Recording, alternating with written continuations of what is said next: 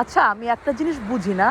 সেই জিনিসটা হচ্ছে মানে যত সরকারি কর্মকর্তারা আছে উনারা মূলত আসলে ঢাকার বাইরে মানে আসলে ট্রান্সফার হতে চায় না।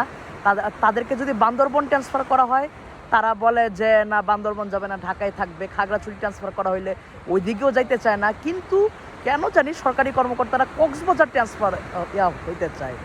এটার রহস্য আমি মানে আসলে বুইঝা পাই না। মানে আরকি বুইঝা উঠতে পারতেছি না আরকি।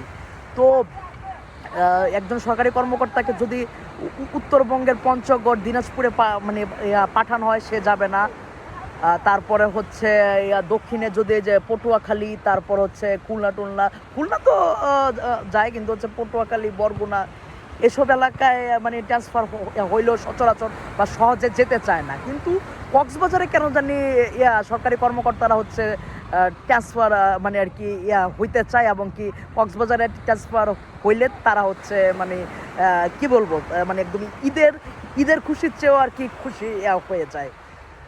তো মানে যেই পরিমাণ আসলে সরকারি কর্মকর্তারা কক্সবাজার ট্রান্সফার হতে চায়, এইভাবে যদি বাকি জেলাও ট্রান্সফার মানে আসলে হইতে যাইতো, তাহলে কিন্তু ঢাকার উপর আর কি চাপ মানে আসলে অত বেশি পড়ে না। যাই হোক, ঢাকার হিসাব বাদ। এখন আমার প্রশ্ন হইল, কেন সরকারি কর্মকর্তারা কক্সবাজারে ট্রান্সফার হইতে চায়? আমি কয়েকজনের সাথে আলাপ করলাম, ওনারা সরকারি মানে আসলে কর্মচারী বা সরকারি মানে আসলে ঊর্ধ্বতন পর্যায়ে চাকরি করেন আর কি।